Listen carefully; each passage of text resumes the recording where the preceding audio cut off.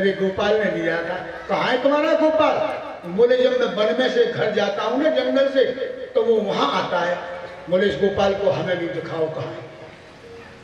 आज गुरुजी को लेकर के मोहन जंगल में आया और आकर के जब उसने देखा कि मैं भैया को पुकारा तो भैया नहीं आए। अंत में महाराज अपनी उसकी माँ घर में ले गया। माता ने कहा बेटा प्रेम से पुकारो गोपाल जरूर आएगा। मोहन ने कहा गोपाल आज यदि तुम नहीं आए तो ये गुरुजी मुझे झूठा मानेंगे, इसलिए आकर के इनको विश्वास दिलाओ कि ये दूध तुमने ही दिया था। गुरुजी की आज्ञा मान करके मोहन ने गोपाल को बुलाया। गोपाल स्वयं उसकी आवाज को सुन के आए और उस मोहन शिष्य के माध्यम से गुरुजी को भी भगवान का दर्शन हुआ। बोलो राधे राधे। में कोई भी संबंध बना लो, भगवान भाई का संबंध हो, पिता का हो, पुत्र का हो, निभाते हैं। भगवान कहते हैं हे लक्ष्मी उस अजामिल ने मुझे बेटा बना लिया तो मुझे तो पिता बना के जाना ही पड़ेगा। भगवान स्वयं पार्षदों के साथ में आए, यम के दूतों को भगाया। बड़ा बढ़िया आपस में यम के दूत और भगवान के पार्षदों का संवाद है। भगवान के पार्षद कहते हैं जो एक बार भी भगवान का नाम अंतिम समय में लेता है वो भगवान के धाम का अधिकारी होता है। यम के दूत कहते हैं जीवन भर जिसने पाप किया इसको नरक में जाना पड़ेगा। लेकिन बंधुओं थोड़ा सा भी सत्संग यदि कर लिया जाए तो जीवन में कल्याण हो जाता है। आज अजामिल का कल्याण सिर्फ किस मात्र से हुआ? अपने बेटे का नाम नारायण रखा। इसलिए यहां से एक दृष्टांत से सिद्धांत मिलता है कि अपने परिवार में किसी सदस्य का नाम ऐसा रखना चाहिए, अपने बच्चे का नाम ऐसा रखना चाहिए जो नाम सार्थक हो जाए, निरर्थक ना रहे। उसी के नाम के बहाने से भगवान का नाम निकलता है। लेकिन आजकल तो बड़ा विचित्र खेल है। हम तो क्या बताएं, कई लोग आते हैं महाराज जी बच्चे का नाम बता दो। हम कहते हैं गोपाल रख दो, गोविंद। अरे क्या पुराना नाम बता रहे हो, कोई नहीं बताओ। ऐसे ऐसे नाम रखते हैं जिनका कोई अर्थ ही नहीं होता। कहाँ बोले वो नेट पे ढूंढेंगे। हाँ लेकिन भैया ये नेट वाले काम नाम आपके काम नहीं आएंगे। सुंदर नाम रखो, नाम से ही मोक्ष मिलता है। एक छोटी सी बात मुझे याद आ गई और मैं उसके बाद फिर आपको मैं कार्तिक महीना हुआ, फिर कीर्तन हुआ, उसके बाद सबका नाश्ता पानी था। जब नाश्ता पानी करने के लिए कमरे में बिठा दिया, एक हमारे भगत जी थे राम लोहाया कपूर जी, अब तो भगवान के पास गए थे। तो मैंने कपूर जी से कहा अभी चाय नहीं पीना, पहले बच्चे को आशीर्वाद दे दो। सबके लिए चाय वाय आ गई। तो भगत जी ने कहा गुरु जी कह रहे हैं पहले वो बच्चे को बुला लो, आशीर्वाद दे देते, फिर कुछ खाएंगे पिए। तो मेहरा जी ने कहा नौकर को अपने बेटे के साथ में, बोले काम करो चीकू को ले आओ। क्या कहा? चीकू को ले आओ। मैं भगत जी से बोला ठहरो चाय नहीं पीना अभी, क्योंकि चाय पी के चीकू खाओगे जुकाम हो जाएगा। चीकू खा के चाय पी लो, गरम के ऊपर सर्द चलेगा, जुकाम हो जाएगा। ठहरो। वो चाय ठंडी हो, बच्चा आ भी गया, वहीं सामने था, सबने चाय नहीं पी। जब आशीर्वाद देने के लिए मैंने पूछा उनसे इसका नाम क्या है? महाराज इसका नाम चीकू है। मैंने कहा शुक्र करो इसके सामने नहीं कहा कि खाना है। अब बताओ ये चीकू नाम है? कोई किच्चू, कोई निन्नू है ना, बड़े बड़े अजीब नाम आते हैं, मोंटी, सोंटी, टीटू, सीटू है। क्या नाम है? कितना बढ़िया नाम है मोहन। और क्या कहते हैं इसको? टीटू। उल्टा करना। हाँ राधे राधे। एक बार फिर से बोलो राधे राधे, है ना। वो नाम रखो जो सार्थक हो, जिसका नाम लेने से कोई लाभ मिले। अजामिल जैसे पापी ने सिर्फ नारायण संतों के कहने से नाम रख लिया। जो गुरुजन कहें उनको मानना चाहिए, आपके पुरोहित कहें उनको मानना चाहिए। गुरु और पुरोहित जजमान का और शिष्य का कभी अकल्याण नहीं सोचते, कल्याण सोचते।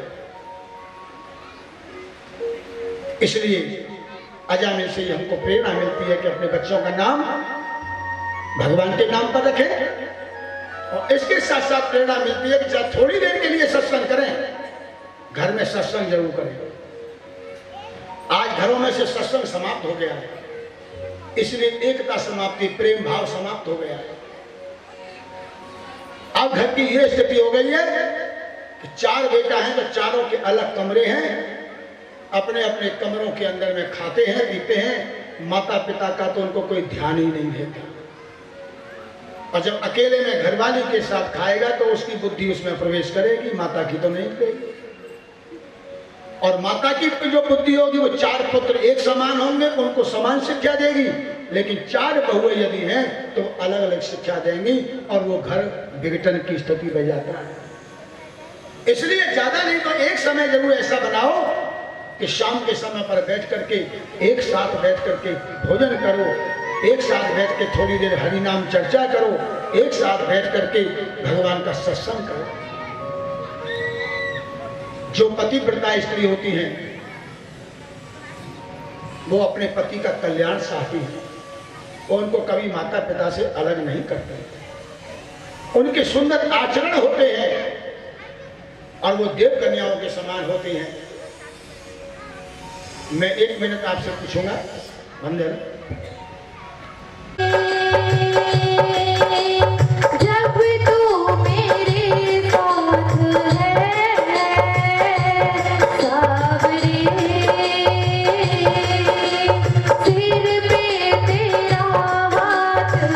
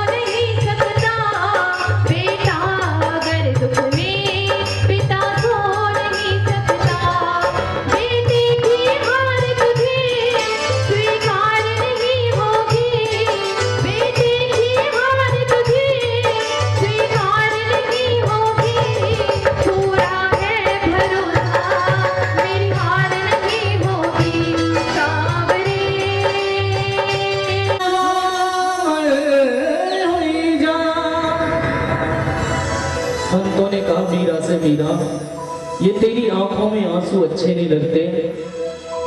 संतों के भाव है मीरा से, काहे तेरी अखियों में पानी, काहे तेरी अखियों में पानी। हे मीरा प्रेम दीवाने, मीरा श्याम दीवाने, प्रेम दीवाने मीरा श्याम दीवाने, प्रेम दीवाने मीरा श्याम दीवाने। हमीरा प्रेम दीवानी, हमीरा श्याम दीवानी, हमीरा प्रेम दीवानी, हमीरा श्याम दीवानी।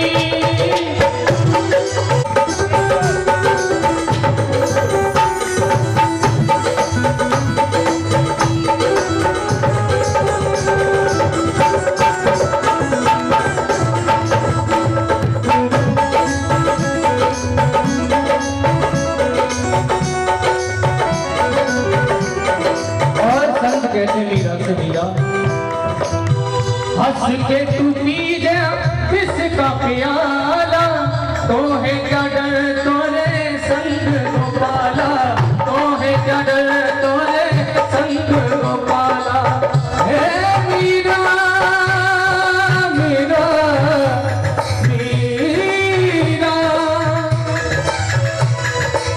हंस के तू पी ले किसका प्याला, तो है क्या डर तोरे संग गोपाला, तो है कदर तोरे संग गोपाला। और मीरा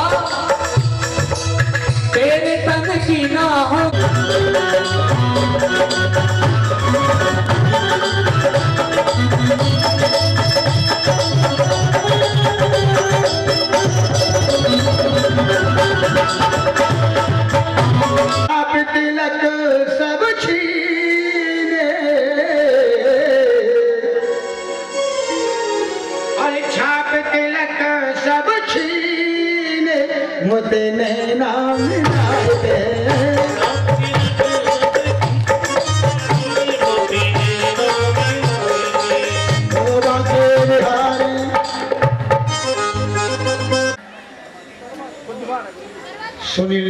से कुछ पानी तक नहीं पिया है।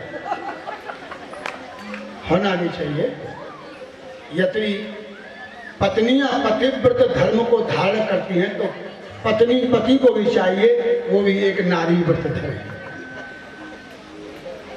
एक समय सभी ऋषियों ने सूत जी से बड़ा सुंदर एक प्रश्न किया। ये बड़ा पावन महीना है, इसको कार्तिक मास भी कहते हैं। राधे राधे। बड़ा सुंदर प्रश्न किया कार्तिक महीने में सत्यभामा ने। एक दिन एकांत में कल्प वृक्ष के नीचे बैठे हुए थे भगवान श्याम सुंदर, और सत्यभामा ने सुंदर प्रश्न किया कि प्रभु मैं आपसे बात पूछूं? बोले देवी मैंने कोई बात आपसे कभी छुपाई नहीं, पूछो क्या पूछना चाहती हो? बोले मैं तो सिर्फ एक प्रश्न करना चाहती हूं प्रभु, आपकी 16,108 रानियां हैं। कितनी हैं? लेकिन सबसे आप ज्यादा प्रिय मुझे मानते हैं, मेरा हर कहना मानते हैं। मैं इतना जानना चाहती हूं कि मैंने ऐसा कौन सा पुण्य कर्म किया जिसके कारण आप मुझे पति रूप में प्राप्त हुए, और उनमें भी 16,108 में से सबसे ज्यादा प्रिय मैं हूं। भगवान ने कहा देवी मैं बताता हूं। बोले तुम पूर्व जन्म के अंदर में एक ब्राह्मण की कन्या थी। राधे राधे।